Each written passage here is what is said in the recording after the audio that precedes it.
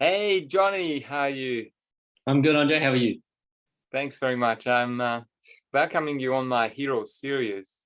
Mhm. And let's start with your background because you strike me as a very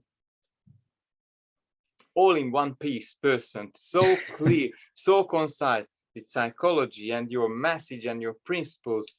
Tell us about you, Johnny. Okay. So I was born, in Sydney here in Australia. My father was originally from Singapore, Hmm. and my mum grew up in Malaysia. And they actually met when they were studying in New Zealand, of all places. And so my brother, I've got one brother, an older brother, 7 years older than me. He was born in New Zealand, and for whatever reason, my parents couldn't actually get a visa to stay in New Zealand. So they jumped on a cruise to come across to Sydney and basically, moved to Sydney and moved to Australia and stayed there ever since.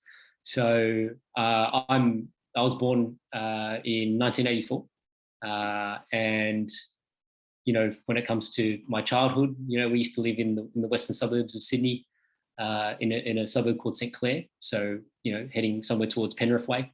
Yeah. And, my parents, ran their own businesses. So my dad is a CPA, so chartered practicing accountant. At the time, my mum ran a computer business. So originally she was like, selling and repairing computers back, when I was young. And then later on, she sort of moved into real estate, became her next sort of business. So yeah, like I grew up, in the suburbs, I guess, in a brick and mortar house, a single story house. Um, had the pet dogs and things like that, and then eventually, I think when I was about 10, my parents were building another place. So then we moved to Baulkham Hills in Sydney's northwest, Hmm. and that's where I grew up. Majority of the rest of my years up until I got married and moved out. So yeah, so bit of all sorts, but for me, I would say childhood was pretty good. Um, my parents, they had their fights and they had their issues, but I reflect back and there's a lot of happy times there for me. With an older brother, so a brother who was 7 years older than me. I think when you're a kid, you don't really recognize or realize what the age difference sort of means. And I see this in my own kids as well. Like as when I look at my kids playing, whether it's the 3-year-old thinks he can do the things that the 5-year-old can, and now I've got a 1-year-old who thinks that she can do what the 3-year-old and the 5-year-old can, right? So yeah, so I had an older brother to look up to, and that was basically what life was like for me growing up. Amazing. And wanted to ask you, what would be have you noticed, because I'm working with beliefs, and at Mhm. times I love to ask, your parents came from overseas, and in these countries you mentioned Malaysia and Singapore, I see a lot of people coming with patterns of limitations, all kinds. Mhm. Have you noticed uh, in growing up and on your parents this kind of broad behaviors or customs or limiting beliefs when you grown up? Um, I think that exists in almost every culture, Hmm. right? So, you know, from all the dealings that I've had with all the different types of people in this world and all the different cultures that are out there, every culture has some, what would I say, like whether they're habits or mindsets that are sort of built into them. And I would say for a lot of Chinese background people, they typically, so as an example, like my grandparents moved to Singapore and Malaysia to escape the war and that kind of stuff. Okay. So as a result of that, you come to a new country with nothing. So I think, and people will always try and say, what's the Chinese stereotype? The Chinese stereotype is people that are good at maths and work hard, right?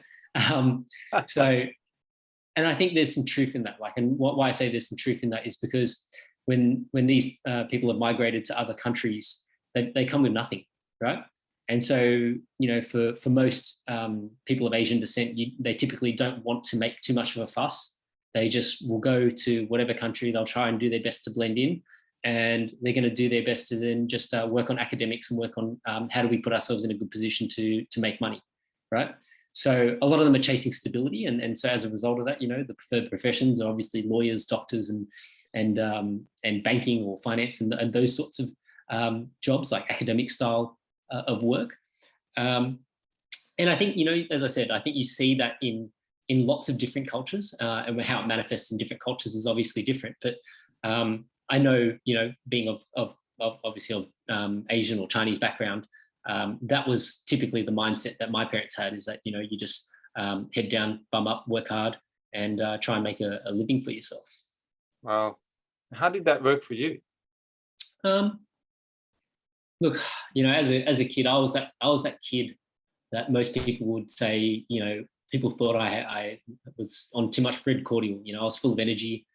I was always getting in trouble. So, my dad would say that me and my brother were very different. Like, so my brother was very responsible, is what my dad would say. And they felt like, so from a young age, like because my parents both had their own businesses, quite often he'd be the one that was looking after me, right? So he'd only have to babysit me, and so it would be me and my brother at home, and my parents would be at work or whatever.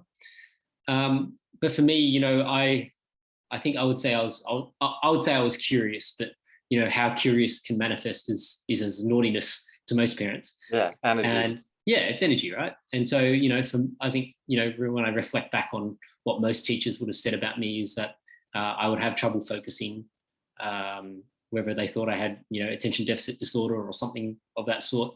It was probably also true. But that was just my personality. I like to learn things, and I was curious about things, and I probably like to push boundaries. So that's probably, how I was as a child. And look, from my parents' perspective, it's probably hard for them to sort of work out what was the best way to nurture that. So, one of the things that I am very grateful about, how my mum sort of handled it, was that when I was young, so in my primary school years, because I guess also my parents were very busy with their own businesses and things like that. Like I got enrolled into a lot of extracurricular activities. So whether it was piano or tutoring or Chinese language classes, like all these different things, right? So every day after school, there would be something that I would need to go and do. And I think as a result of that, it was something that sort of came to me later in my high school years. I didn't actually think about it until probably, maybe years 11 and 12. But having gone through that, up until the end of primary school, so moving into year 7, I got a little bit more freedom. And as a result of that, you sort of try and, find out who you are more as a person. And obviously, you're making new friends and all this sort of stuff. And so your peer group starts to then influence, who you are as a person. And, obviously, in those years from 7 to 10, you're more interested in having fun and hanging out with your mates and playing games and doing that sort of stuff, as opposed to academics. But then, when I got to year 11, I remember thinking to myself, okay, for the sake of a couple of years, this is the time to actually try and push myself a little. And what sort of occurred to me was that, my marks didn't slide because I was dumb or stupid. It slid because I didn't really, put any attention into them. And so as a result of that, I sort of thought back to, when I was in primary school and I used to do all these different extracurricular activities. And I thought, hey, I used to be able to do all these different things, right? And the only difference was, back then, I didn't have a choice, because wherever my parents wanted to take me or send me, that's where I'd go, right? And then, so, you go into high school, suddenly, you have to fend for yourself a little bit. You're starting to make your own choices. And so, we as people typically gravitate towards the path of least resistance. So the short-term, mentality for what's going to make me feel good, or what am I going to enjoy today, as opposed to what might be better for me for the long run and for the future. And so I started thinking about that, and I realized that, part of the reason why I could do so many of those things when I was younger is because I didn't have a choice, right? And then so all I need to think about for these next couple of years is not having a choice. And I can actually do it. It's not because I'm lacking anything. It's just that I'm just not applying myself in the correct way. So knuckle down. And look, I was at a selective school as well, so it was quite a good school, and the culture was very good from an academic perspective for the HSC and things like that. So I did pretty well, and I got to go to uni, and I studied engineering science and law at University of Technology in Sydney. And what happened after that? And then, by the way, did you get to see families, if you have your family overseas in Malaysia or in Singapore? Do you get to travel and see them if you have relatives there yet? We did. So it wasn't like all the time. So my mum's thing was that, because my parents worked so hard on their own businesses, like once a year she wanted to do a family trip to go somewhere. So throughout my childhood, like that was a nice thing that we used to do, that we, every year my mum would save up and then we'd go somewhere on a holiday. Towards the end of my, I guess my high school years, my mum hit a bit of a bump in the road, and my parents weren't having, their relationship was starting to sort of break down. And so my mum wasn't really coping that well. And one of the things that happened was she had a car accident. And that car accident, what happened was there was a teenage boy or teenager, I don't know if it was a boy or a girl, but they pretty much were running across the road chasing a tennis ball that they had dropped. And this is on like over an overpass, so it was like a 60k an hour road on the Prospect Highway. And unfortunately, that teenager's run in front of my mum's car, and my mum, was unable to avoid the teenager, and it's hit, her car's hit the person, and they've gone through the windscreen. And at the time, I guess we never really thought about, how do you deal with something like that? We just sort of assumed, and I guess being young and naive, right? You just sort of assume that things are going to be okay. But, they weren't okay for my mum, and, she probably needed some counselling, and she probably needed some help to get, those things and all those emotions and that stuff processed within her. And I guess how that manifested for her is that she started to get very paranoid, like that people were trying to make it out that it was intentional, or it was her mistake, and that the accident was her fault, and all these sorts of things. Like there was a lot of paranoia in relation to that. And I guess, for me,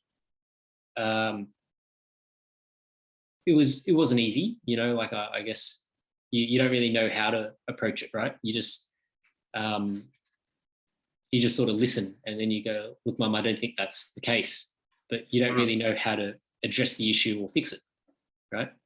And so, I guess for me, it made me just start to withdraw a little bit and be more content to just be a bit more with myself, in terms of how I try and approach this problem or solve this problem.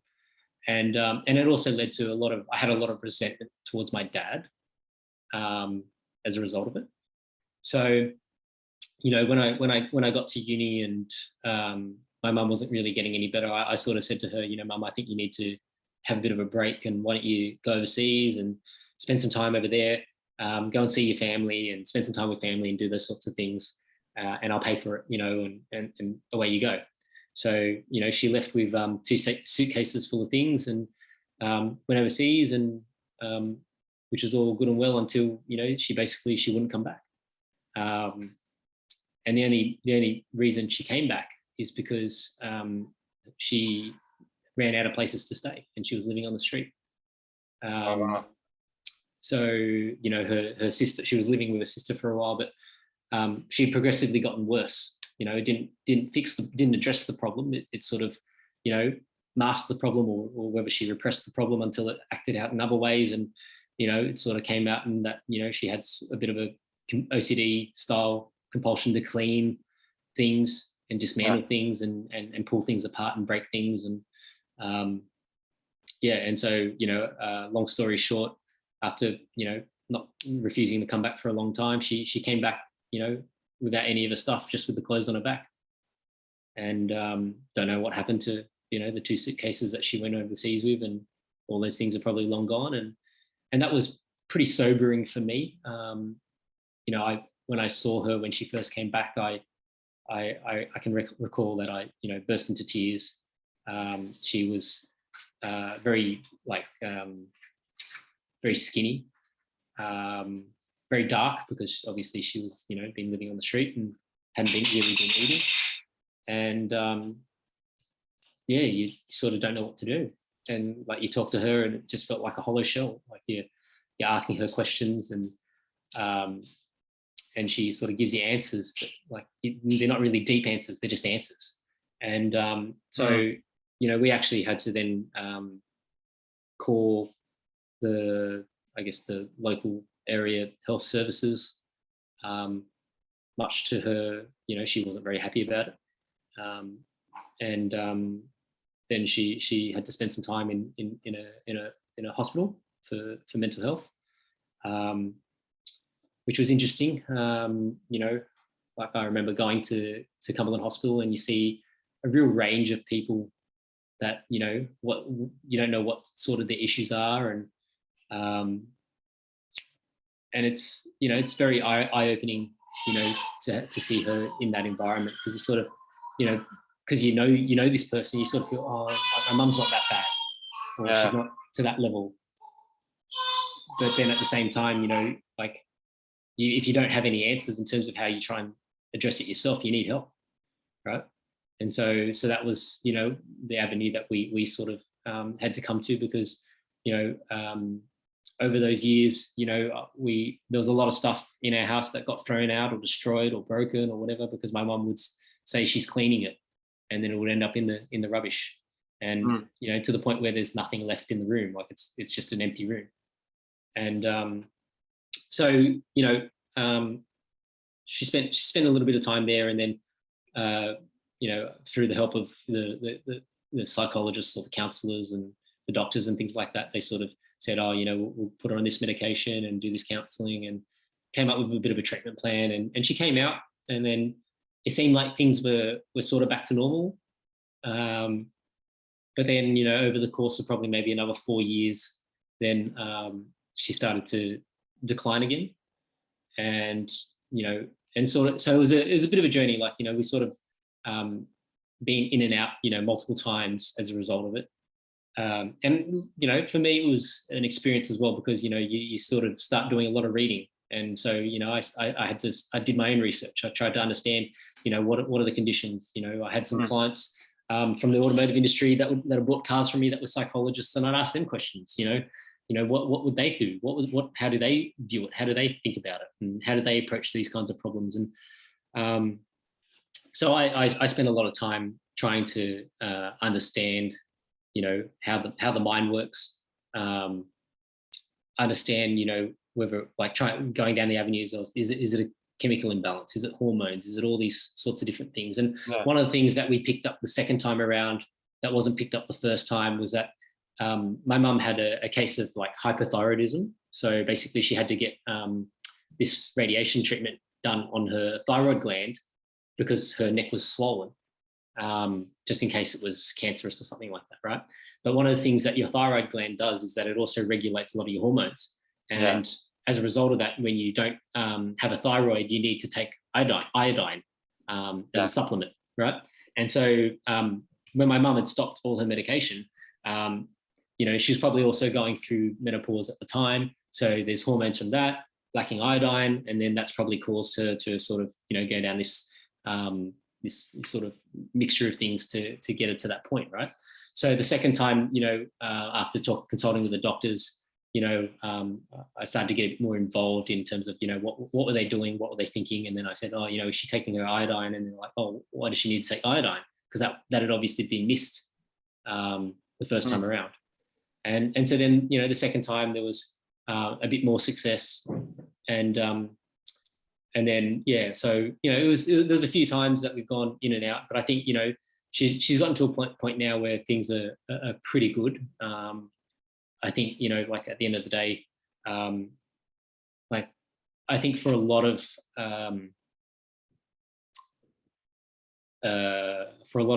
I guess ethnic parents, so to speak. So people that have come from overseas countries. There's a real stigma around mental health or mental illness, right? Because you can't. It's not an illness you can see. It's not tangible, right?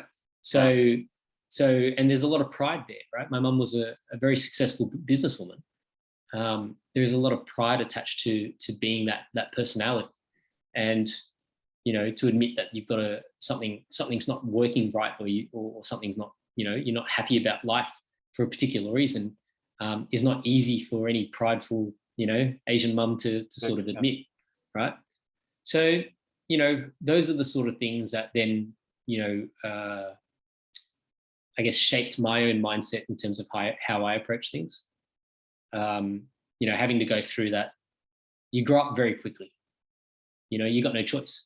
And why I say that is also, my brother was he studied engineering and international studies. So for a large proportion of those years, I was dealing with that pretty much on my own, because my brother was overseas studying or working and things like that. So I didn't have a great relationship with my dad at that time. So it was basically me trying to sort that out for my mum. And like as I said, I held on to a bit of resentment for a while for my dad. And I guess how that sort of came to a close was that one day, it's like I had this dream, and it was like, I realized that the only person that I was hurting having all this resentment was myself. So I realized that there's no point to keep being resentful about it. It is what it is. Like I can't change it. The hand that you're dealt in life is the hand that you're dealt. It's now about like, what do I do? How do I respond as a result of that? So I had a conversation with my dad, and I said, look, I don't, I've resented you for a long time, but I don't hate you, so to speak. I can't forget what's happened, but I don't want to hate you anymore either. Like I don't want to be resentful about what's going on. And and so that was, I guess, when I sort of just buried that and moved on. So so that they're probably some of the more, I guess, milestone or keystone sort of things along my journey that got me to where I am today. Wow, this is so powerful. I didn't know. I just felt that you had been through a lot, but I couldn't tell. It was the energy around you was telling me that you have a certain amount of wisdom and exposure to things. Just before we move on, it really touched me to hear this story about your mom. Is she okay now, or is she in good hands, or is she safe and Look, so doing well?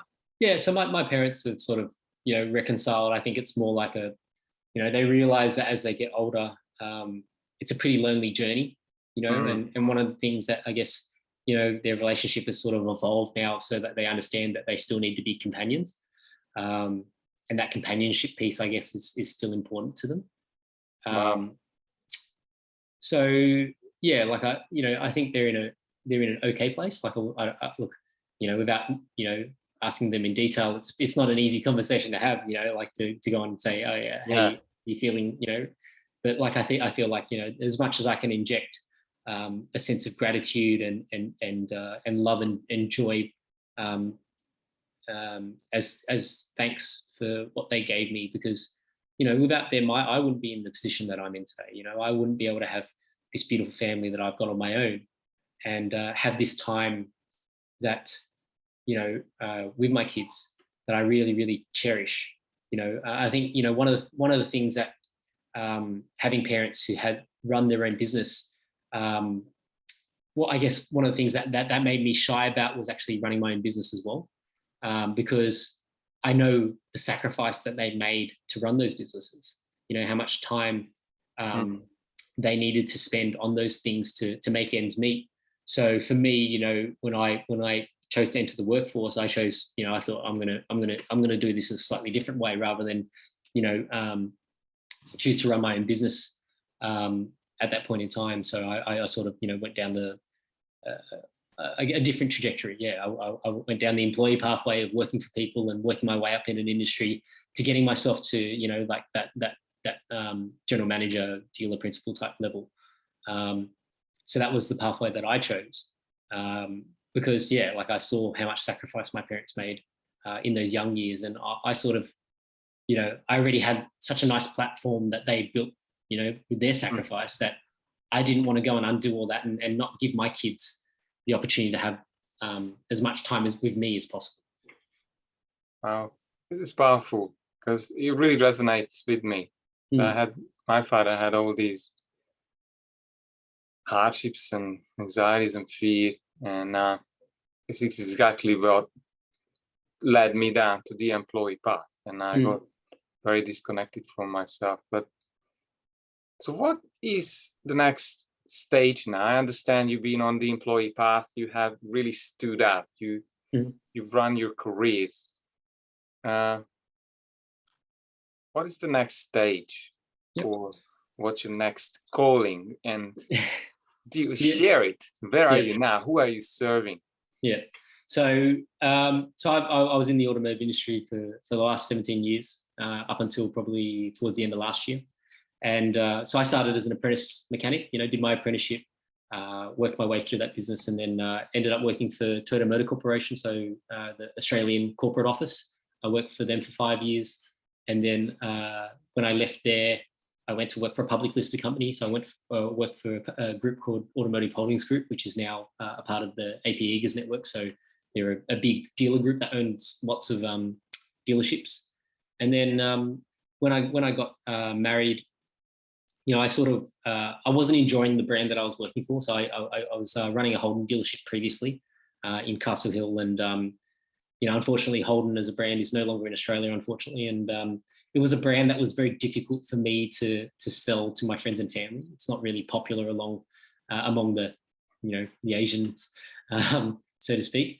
Yeah. And so I needed to have a bit of a change. So when my wife and I got married, I managed to negotiate a career break with ASG at the time. So it took a bit of they gave me 6 months off, so I could a couple of months before my wedding, so I could plan my wedding, have my wedding, spend time overseas. My wife and I went on a beautiful honeymoon to Europe, and did a lot of travel around Europe, which is really good. Yep. And then when we came back, it was actually funny. The day that we arrived back, I actually had Chad, my boss from AHG, calling me and saying, Johnny, what do you want to do next? We've got some roles. And I was like, oh, Chad, I've literally just landed in the country today. Like, I haven't put any thought into it. I'm still meant to be off until January. Like, got another couple of months. Like, let me just go and have a bit of a think about it. And then I actually ended up leaving AHG. I found an opportunity to go into a Mercedes-Benz dealership. So went to Mercedes-Benz Wollongong as the general sales manager there. Spent about 5 years there, and then I needed a bit of a change from that as well. So then I went to a BMW dealership, and I was the dealer principal at a BMW dealership in Sydney. And then it was only once the whole pandemic sort of arrived that things sort of changed a little bit. And part of the reason for that change is because there was a big sort of push for workers in our business to get vaccinated. And for me, I sort of viewed it as like it wasn't mandated for our industry. And so I said to the board of directors, look, guys, I think you should reconsider. I'm probably the most senior person who will say this, but I'm sure there's probably other employees who may not feel comfortable to speak up, to go and say, we don't want this condition placed as a restriction on our employment. Long story short, they like, obviously, from a business planning perspective, they need to understand, okay, how many people don't plan to get vaccinated, and what are their reasons, and they wanted to understand those sorts of things. And I had a few managers in my business that hadn't gotten it yet, and then they said, Johnny, you really need to talk to them, because at the end of the day, if it means that they may not be able to earn a living for their family, what are they going to do? And so, look, I said to them, okay, well, I'll have that conversation, and I'm not going to coerce them, but I will, relay, your perspectives on it all. And so they, my managers decided, look, they can't afford to be without work, so they ended up choosing to do so. And for me, I still said, look, originally at the time I said, look, I'd prefer to wait for the Novavax vaccine. Because I just wasn't really comfortable with the technology on the RNA, and I thought, for me personally, in my age group, I'm a young fit guy. I thought I would be okay personally, and so I thought, it's not so much about whether to get vaccinated or not. It was more I wanted to have a choice, and I felt like the choice was being taken away.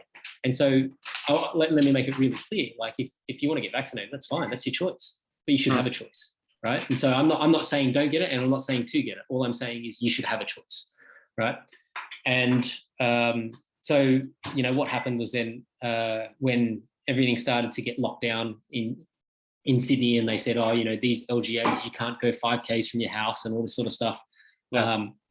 Essentially, I'd been working from home for about 6 weeks, doing all my meetings via Zoom, as most people do.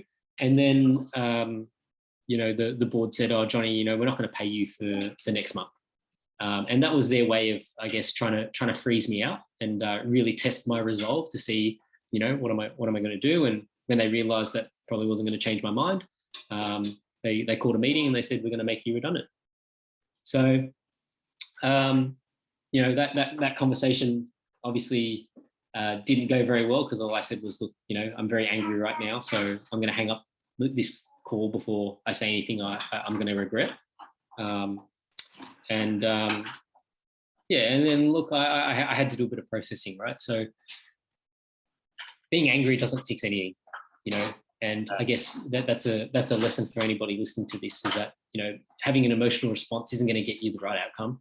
And at the end of the day, being angry at my workplace wasn't going to achieve anything, because obviously, if you think about it from the alternate perspective, if I put myself in their shoes, what kind of pressure are they feeling, or what kind of stresses are they under to have to go and make a decision like that? And that's what and so I've got no ill feelings towards my old company. I'm still supporters of theirs, and I think, I wish them all the best.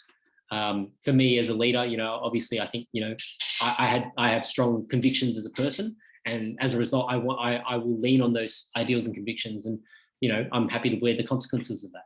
So, when that sort of happened, I started looking into, okay, if I really want to make a difference on these kinds of issues, I need to actually go and think about, well, what is my strategy to do that, right? Because there's obviously some external pressure that has caused the board of my company to go and make this decision. And I'm sure it's probably like that in a lot of companies. So then I started looking down the political avenues. I looked into and researched the positions of every, major political party. And then I realized very quickly that, a lot of the parties, even though they might say they stand for rights and freedoms, don't necessarily act in a way that stands for rights and freedoms. And if you actually Google, the Liberal Party values, it says we believe in the inalienable rights and freedoms of the individual, and we believe in a small government that minimises its interference in the daily lives of its citizens. And I remember when I read that, I almost spat my water out, thinking what a load of bollocks, right? Like, it's just absolutely false. And so it's either, they no longer espouse those values, or they're just hypocrites and liars, right? And neither of those two things, I think, should be supported. And look, being honest, I was a Liberal Party voter for the majority of my life, having been in business, and those are the values that I espouse. Except, in our current government, they're not showcased in that manner. We, over the last couple of years, we've definitely had lots of government intervention and interference in our lives, and it doesn't really seem like we had very many rights or freedoms. So I started doing, kept researching, and then I found the United Australia Party, and I thought, this is a party that I think is standing for the right values. And I read their policies, and I agreed with their 10 national policies that they had listed on the website. So I thought I'll sign up and be a member. And so that's what I did originally. And then, a couple of months later, they're calling for candidate nominations. So I thought, I might as well put my hand up, because who knows what's going to happen with my work. Yeah. And we'll see what happens. And it's funny, the old saying, one door closes, another door opens. Exactly. Right?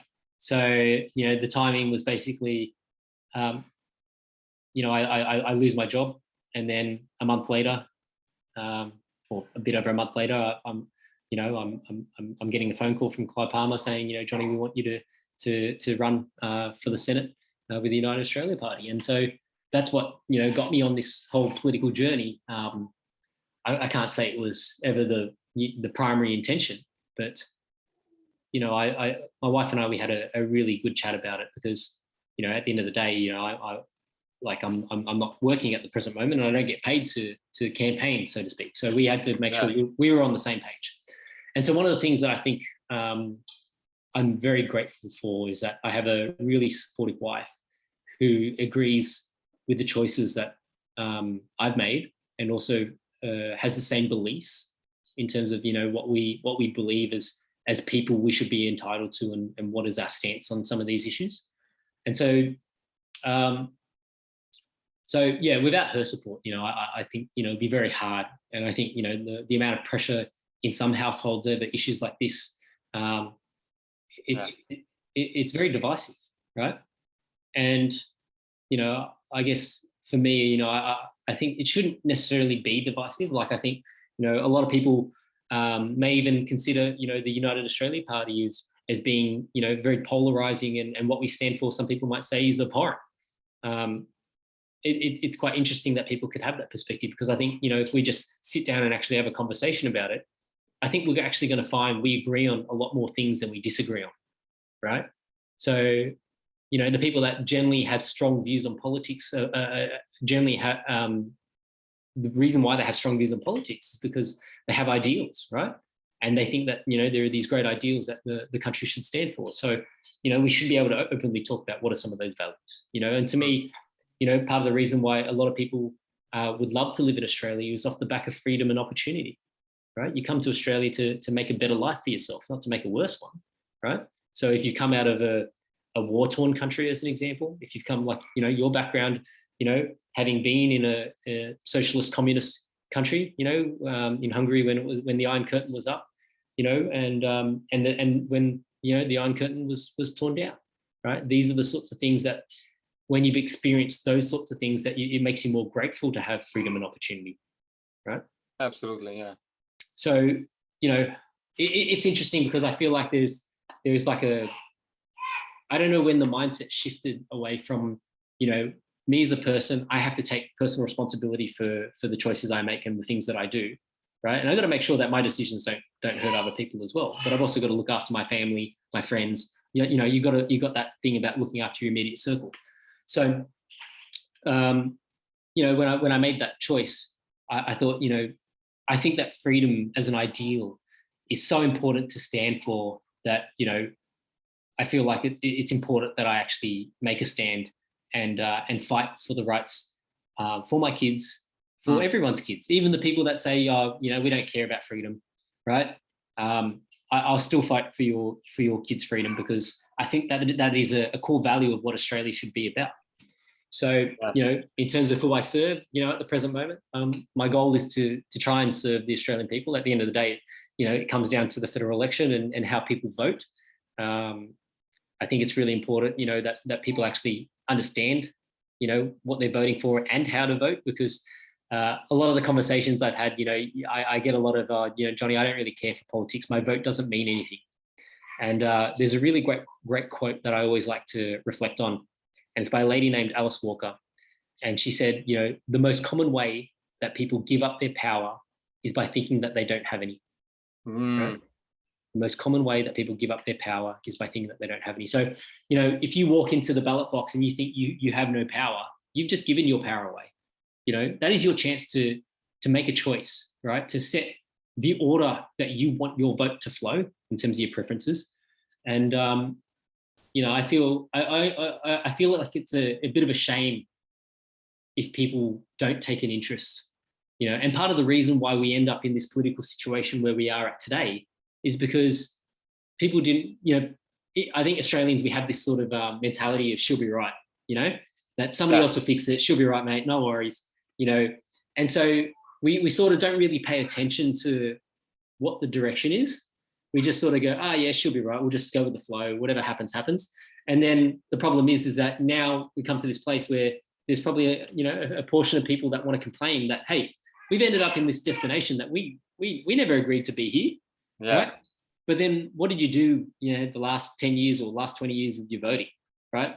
Because look, unfortunately, I guess the way I view it is that, if I was voting for Liberal and their values are, we believe in the inalienable rights and freedoms of the individual, I don't think there was too much else that I could have done differently, right? But now that that's been shown to be false, or like I said, they either don't believe in it or they no longer align with those values. Now there is an opportunity to for the voter to pick another third option in the United Australia Party to find a party that might resonate more with those values than what you've seen out of the Liberal and Labor Party or the Greens or whoever else.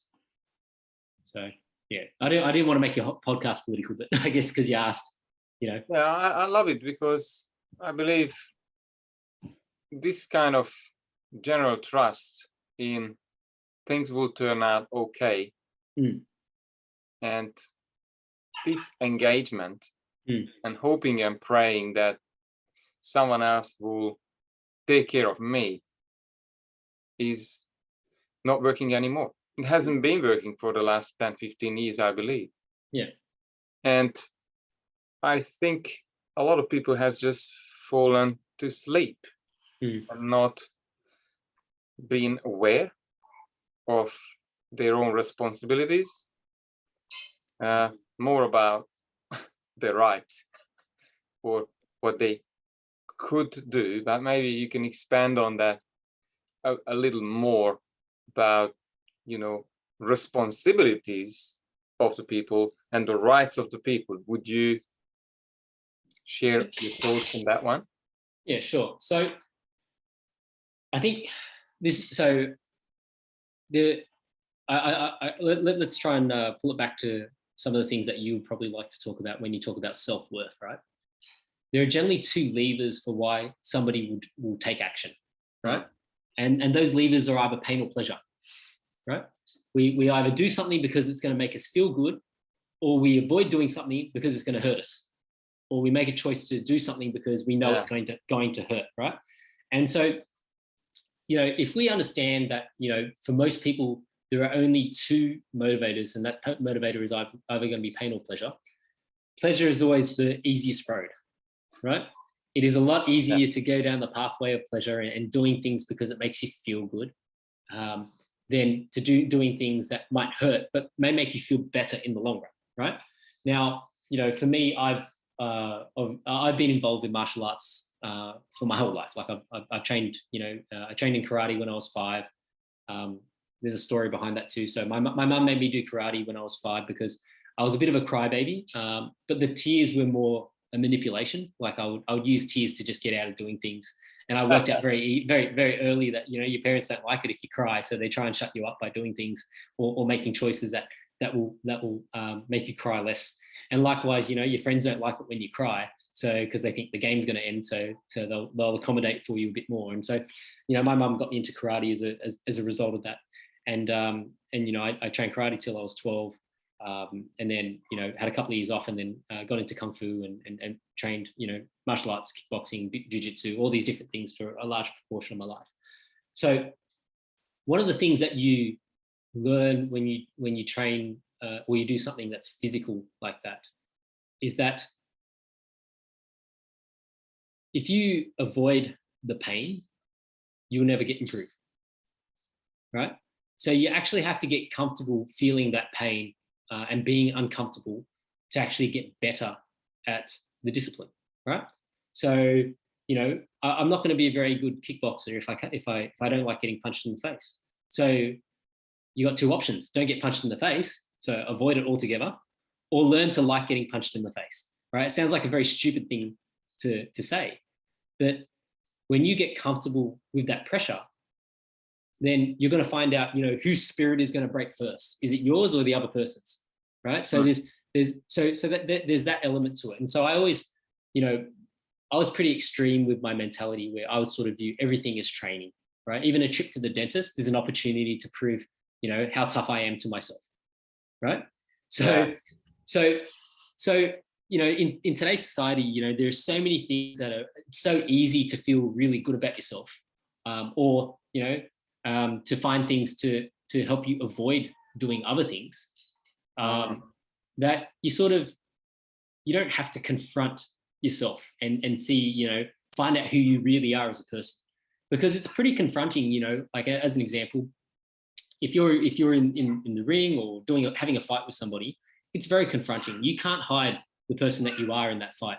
You are either going to rise to the occasion or you're going to run. It's fight or flight. There's only two emotional responses that are going to come out of that. And so, and that's why people say, martial arts is character building, right? You don't necessarily have to do martial arts to have that sort of character building happen. You could do it through endurance work, running marathon runners. Obviously their mind is made of something different. These cyclists that, ride really extensive distances, their mind is made of something different. These triathletes, any athlete really, because they have to be so in tune with enjoying the pain and the process of developing themselves, that you get very used to sort of reflecting on how do you get better, right? And so, I think a lot of the times, and this even applies to the conversations that I've had with, some of my friends about politics when I've told them, this is the thing that I'm currently doing at the present moment. They're like, Johnny, I don't want to think about this. It's just, it's too hard. Like, there's too much to think about, right? And so, society nowadays is sort of geared to, we're looking for the silver bullet, this panacea that is going to suddenly make everything right, and, the sooner you realize that it doesn't exist, I think the more you actually enjoy life, right?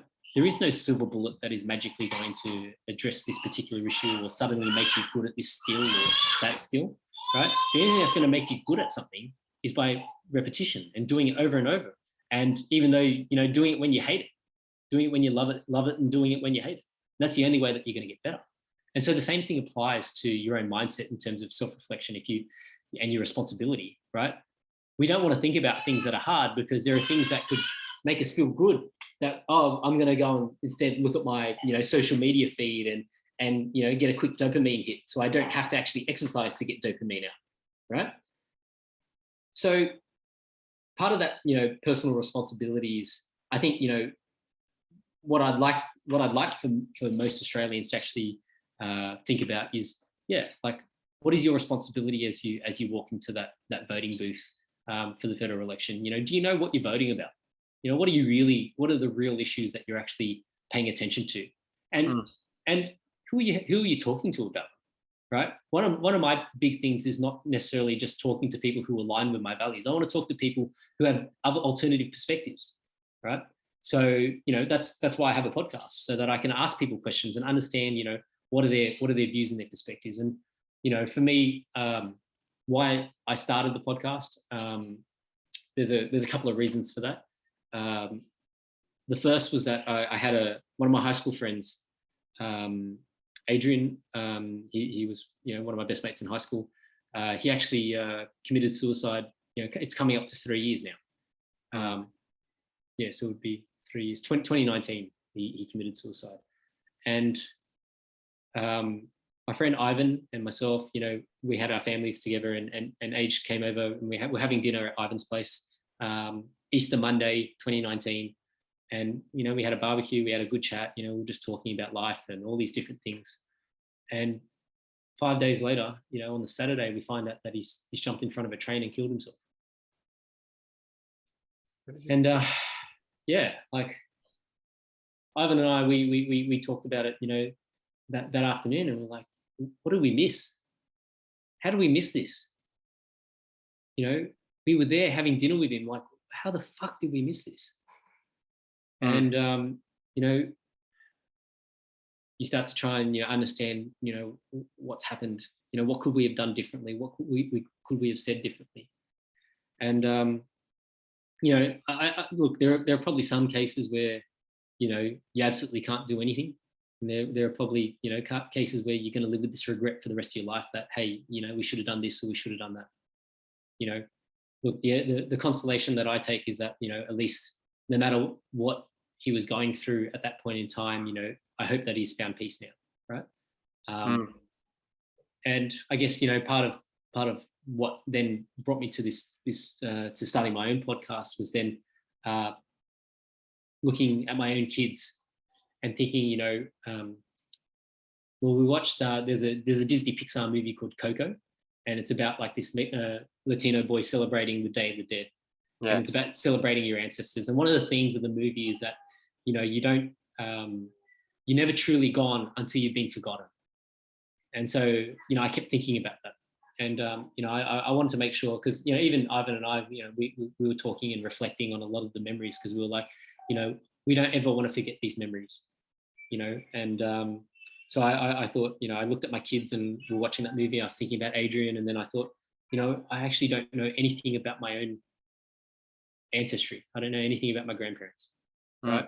So I thought, when I started the podcast, I thought I want to have some conversations. I want to obviously, honor the memory of age and the things that that he was about. He was a really hard worker, very intelligent guy, and seemed to be like naturally good at everything, right? But I know a lot of those things of why he was such a hard worker was probably a lot of compensation as well from his own childhood.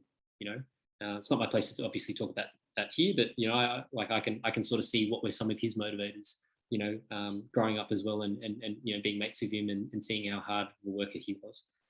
And then wanting to have a conversation with my dad and sit down with him and actually ask him questions about what life was like for him growing up, because I never really cared until that point where I did. And I thought, if anything was to happen before I could have that conversation, I'd be kicking myself forever. So that's why part of the reason why I started the podcast. And podcasting as a platform, I credit with changing my mindset on a lot of things. And part of the reason why I think podcasts are so powerful is because you're able to sit there and listen to a conversation without having any vested interest in it, right? So people listen to this conversation, they may or may not know you, they may or not know me, but they can at least listen to my perspective and listen to your perspective. And at the end of the day, if they don't like it, they can always switch it off. But because there's no vested interest, you don't have the defensive, you don't have the reactionary boundaries come up to go and say, oh, you're wrong, right? Because at the end of the day, all we're doing is just sharing experiences. So I think, for me, spending a lot of time listening to podcasts and it really allowed me to think about ideas and I guess, what are my values and some of these questions in a little bit more detail. And so, they're the sort of things that have allowed me to then think about those things back on myself. And how do I now apply that, to helping other people? So, when I was working in the automotive industry, I would use a lot of those things to then coach my staff and coach my employees to go and say, hey, have you ever thought about this? Right. And, a lot of times is no. And it's like, okay, well, let me explain, as an example, how does business work and some of these things and trying to let them understand the bigger picture so that when it came time for them to understand, are they able to get a pay rise? Are they not able to get a pay rise? What are the reasons for that? Right. A lot of people only have performance discussions when it's you're forced to have a performance discussion because it's that time of year for review, right? Whereas for me, I would be catching up with my staff for a one-on-one every month to have those conversations to go and say, the purpose of this session is not to undermine your manager or to go around your manager or anything like that. It's to offer you an alternative perspective so that, if this is the goal or the pathway that you want to achieve, how do you actually navigate to get there, right? Because a lot of people don't have that in their lives. They don't have somebody to go and coach them and say, hey, you want to get to this capacity, this is how you do it. For me, I would say I've been blessed with great mentors throughout my career. and guys who, would say to me, Johnny, these are the things you need to think about. And it really stuck to me. My first mentor was Mark Fitzgerald. He was the dealer principal of the Toyota business that I started my apprenticeship with. And, he said to me, the day that I got my job offer from Toyota Motor Corporation, and so he knew before I did. And he actually called me, and I said to him, Mark, I don't know how to ever repay you. And Mark said, Johnny, you don't have to pay me a single thing. All you need to remember is remember where you came from. And so, that stuck with me, that, here I was, an apprentice mechanic on the floor, doing his trade, just like every other kid on the floor there. And so I still remember what it was like in those days, having to learn those things or having to put the hard work in. So, like I've been blessed with great mentors, and if I can share some of those, I guess, learnings, to help other people along the way, well, that's all I can do in life, right? It's very powerful. I'm absolutely impressed with your learnings and your share. And I did pick up on the avoidance that people are really running. They do everything that they wouldn't have to face things as they are. You have the brutal honesty that I normally talk about a lot, where people are just hoping for things to improve without actually showing up. And it tends to be one of my key questions at my own interviews. What is that you're avoiding? What do we need to look at here? The other one that you said, and I've heard similar stories where these people look on to the outside, they look okay or even happy, and one day you find them in the suicide and dead, and these are sometimes these loners that they would never reach out for help. I mean, how easy it could have been to say, well, Johnny, help me, or get some help from me, because I'm dealing with these thoughts. And this is going back to mental health. And the third one is what you mentioned, is mentoring and coaching, where you have these people around you who want you at your next level, to really have you improve and work on yourself and really reflect and grow. I mean, this is why we are here for. So how could anyone watching this little interview could help you? Who are you looking for? Who should contact you to help you on your journey now? Look, the most important thing is, I guess, in the short term, is to obviously, think about what are you going to do at this upcoming federal election. How are you going to vote? Do you understand how to vote? If depending on what area you're in, if you contacted your local, United Australia Party candidate to assist them in their campaigns. For me in the Senate, it's a little bit different. So there's two ways to vote. So I'll quickly explain that so people can understand that. There is above the line and below the line. So when you go into vote, you get two sheets of paper. You get a little green ticket, which is for the House of Representatives, which is the lower house. And then you get a big white ballot sheet, which is for the Senate or the upper house. On the little green ticket, for argument's sake, let's say there's 6 candidates.